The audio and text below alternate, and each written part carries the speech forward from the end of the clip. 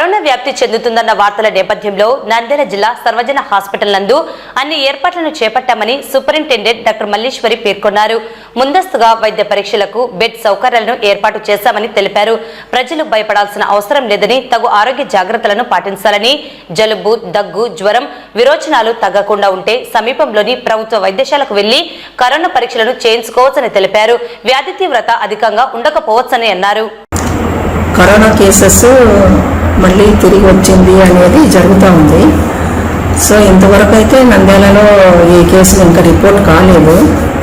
అయితే కలెక్టర్ ఆదేశాల మేరకు కొంచెం మేము కూడా దానికి కావలసిన సదుపాయాలు ఏర్పాటు చేశాము.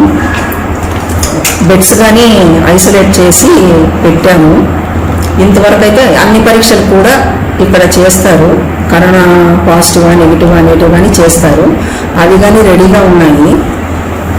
సో మళ్ళీ 21 తర్వాత ఇప్పుడు కరోనా వస్తుంది కాబట్టి చాలామందికి ఇమ్యూనిటీ వచ్చి ఉంటుంది. అంటే మళ్ళీ అది అప్పట్లాగా 2021లో వచ్చినంత సీరియస్నెస్ చాలా వరకు లేకపోవచ్చు ఈసారి.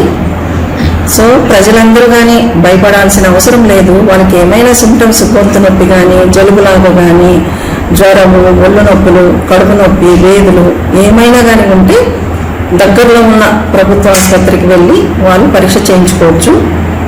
కరోనా టెస్ట్ కానీ చేస్తారు. అయినా వచ్చినా కానీ భయపడాల్సిన అవసరం లేదు.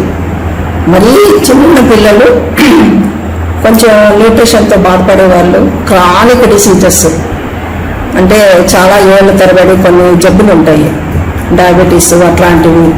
సో అట్లాంటి వాళ్ళకి ఏమైనా కొంచెం సీరియస్నెస్ ఉండొచ్చు. కానీ మామూలు మనుషులకు మాత్రం, మామూలు హెల్తీ పర్సన్స్కి మాత్రం అంత ప్రభావం లేకపోవచ్చు కరోనా వల్ల.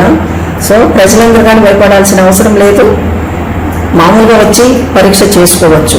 ఏదైనా డౌట్ ఉన్నా కానీ, మీకు డౌట్ ఉంటే డాక్టర్ని అడిగి సలహాలు తీసుకోవచ్చు, ఎలాగ ఉండాలి ఏమి అని. సో ఇది ప్రజలందరికీ ఇస్తున్న ఒక సూచన అన్నమాట. Thank you.